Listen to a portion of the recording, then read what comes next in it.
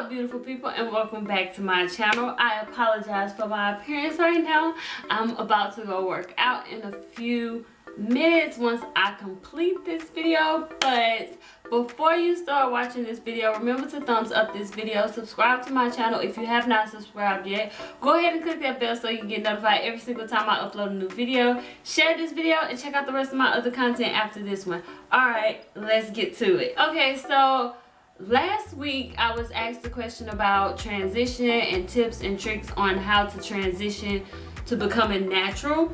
And when I sat down and I really just jotted down tips, I just had so many that I could not just do one video on it. So you will see a series of 3 videos of me sharing with you tips and tricks about transitioning into being natural, as well as hair products that you can use and that I use on my hair while I transition. So this first video is basically me explaining what transitioning is and what to do while you're transitioning. What is transitioning? What is transitioning? So transitioning into becoming natural is basically, instead of doing the big chop and having a TWA, what you want to do is set a goal time frame, whether it's 6 months, 2 years, 3 years, of when you want to cut your relaxed ends off. You don't have to cut them off immediately, like within 2 months of deciding you want to go natural, or even a month after deciding you want to go natural. You don't have to rock a TWA if you don't want to. So the one thing that I want you to know about transitioning is, do not transition because it's a trend or a fad. Transition because you want to and not because somebody else wants you to, or somebody says that I'm transitioning so you want to be monkey see monkey do and go ahead and bring your tail right on in there and try to transition too. Don't do it for other reasons, but do it for yourself.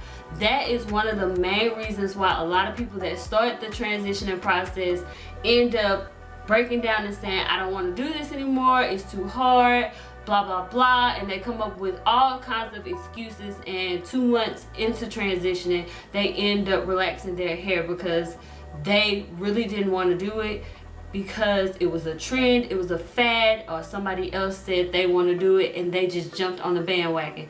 Don't be a bandwagon fan to transition into being natural. Do it because you want to. That is the best option ever.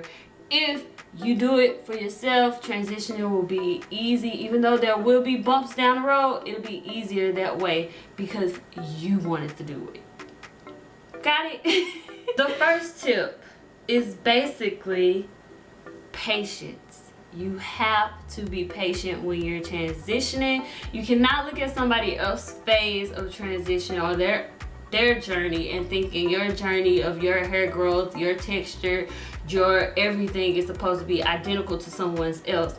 You have to be patient with your hair, and this is one of the hardest yet fun things to do while you're transitioning. Being patient with your hair, finding what works on your hair, what works with your hair. So it takes time when you're transitioning. It doesn't happen overnight. Like I said, you want to have that goal set point. Mine was 26 months of transitioning, and then I cut off my relaxed ends.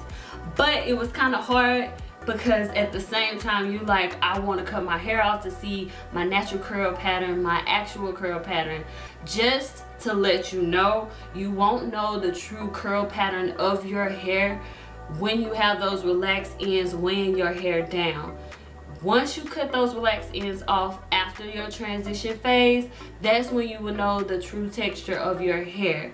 So you won't really know how tight or coily your hair is until you actually cut those relaxed ends off. Time is key. So that is the first tip. During this transitioning time, you want to learn how to take care of your natural hair. And you want to know if your hair like coconut oil, if your hair like protein, if your hair like shea butter. You will find out that during your transitioning phase. And this is something that you probably will find difficult to do because you're so used to having your hair straight and all that stuff. A good thing, which is another tip, the next tip, is to test out natural hairstyles on your transitioning hair. And you're probably wondering, how do I do that? You want to learn how to blend your two textures. And the best way to do that are braid outs, buns, you know, twist outs, perm-rise sets, flexi-rise sets, the list goes on. You can test out any hairstyle that you want to and manipulate your relaxed ends by putting perm-rise sets at the end of it to blend in the curl patterns, the two textures. Test out natural hairstyles on your hair, because when you're transitioning, after you transition and cut your hair off, you have to get used to those natural hairstyles anyway. And you want to know how it looks on you, how you feel with natural hairstyles. Get you a wig, get you a lace front, but don't wear wigs too long, y'all. Have your wigs on for a certain amount of time. Don't go over a month. You have to make sure when you're wearing protective hairstyles that your hair is always hydrated, always moisturized, and taken care of underneath your wigs, weave, braids, twist, box braids, everything. It has to be moisturized because your natural hair needs to be taken care of while you're transitioning. So like I said, with hairstyles, it's best for you to test out natural hairstyles on your hair. But if you want to straighten your hair every blue moon, I would say don't use too much heat on your hair. You can use heat on your hair if you want to, but don't use too much heat. What is too much heat? Do not flat iron your hair every week. Maybe once or twice a month, but don't do that every week. Don't use a blow dryer on your hair every single time you wash your hair and you have to, you know, blow dry your hair. Don't do that. Try using other methods like the banding method. I do have a video up on my channel of how you can use the banding method to stretch your hair out if you want to stretch your hair out. Do not flat iron your hair or use that much heat on your hair while you're transitioning, because your relaxed ends and your natural hair needs to be taken care of.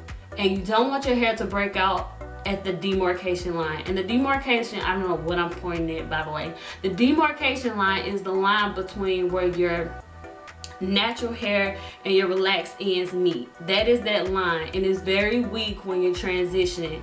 So do not put too much stress and strain on that line, so your hair will eventually break off, and then you find yourself having a lot of stringy strings on your hair. You be like, oh my God, what happened? What happened to my hair?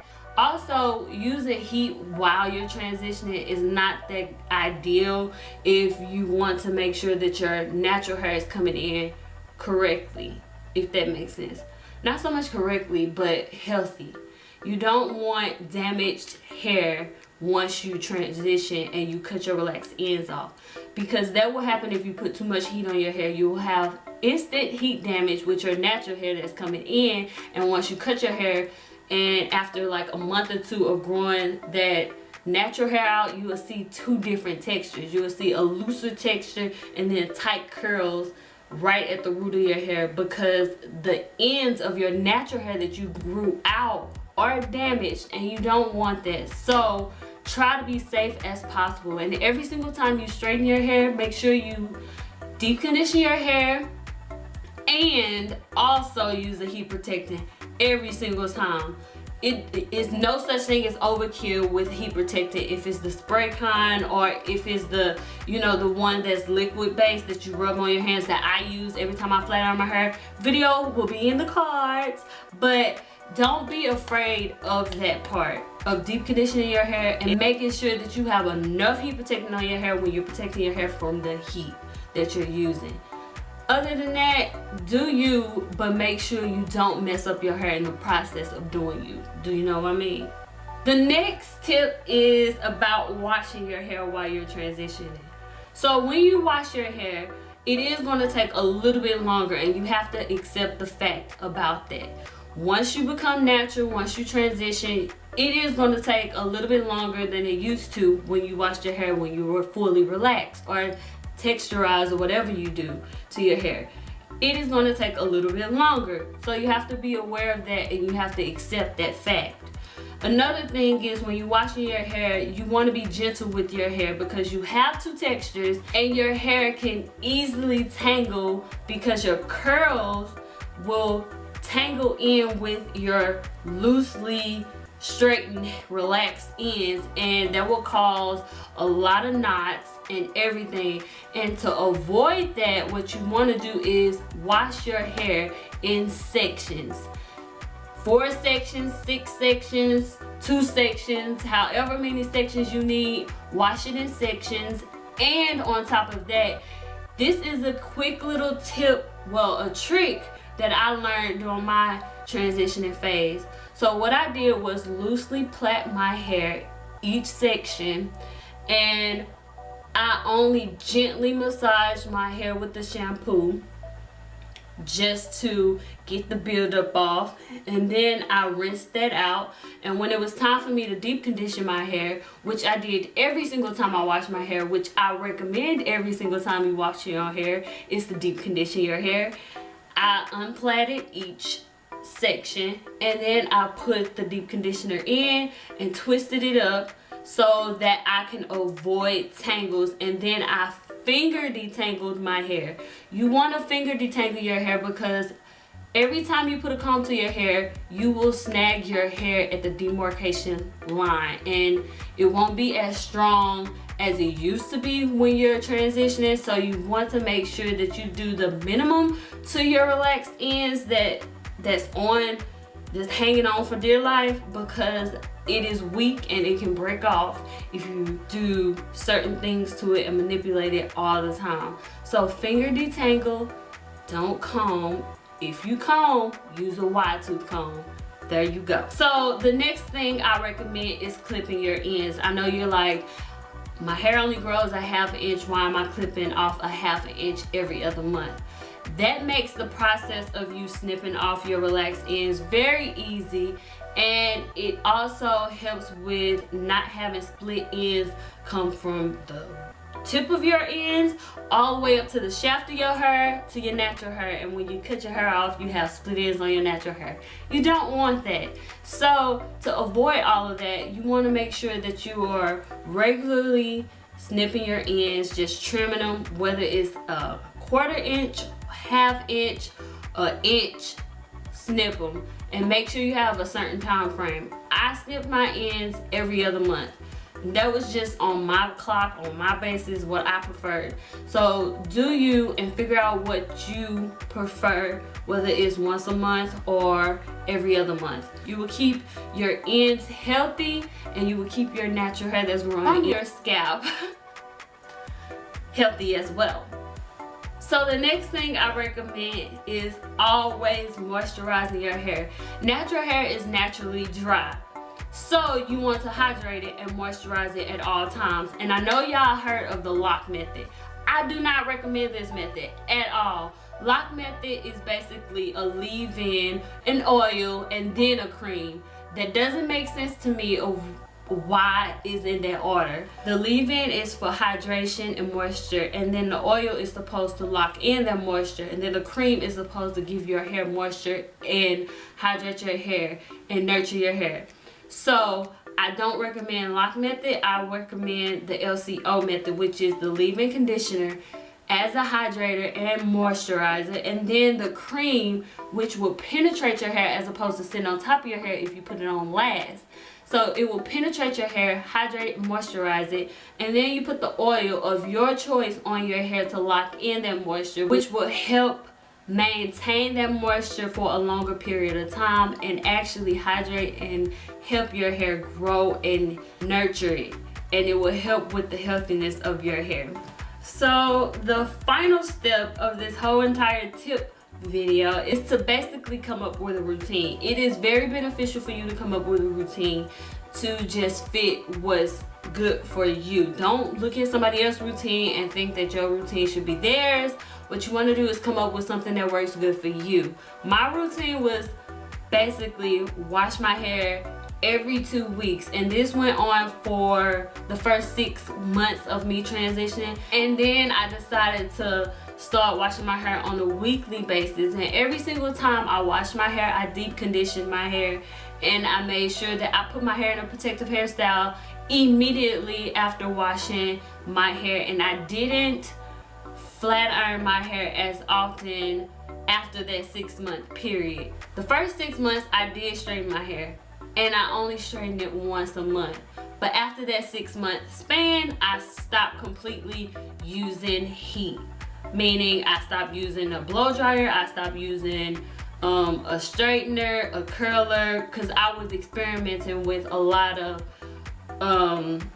natural hairstyles. I did so many buns, so many things to my hair as far as what works best for me, what style I like the most as far as transitioning phases, and that's what I did. So come up with a routine that's best for you, that you like and you enjoy doing, and make sure to just stick to it, because it is very hard for you to stick to it the first few months, because you'll be like, oh my god, it takes so long to wash your hair, and then you have to style it. But after that first 3 months, your girl came up with the perfect routine for her hair, and she stuck with it. And on top of that, I made it into something fun. I designated a day out of that week, out of every 2 weeks, and then eventually out of the week, every week, to just give my hair some tender love and care and make sure that my hair was cared for properly.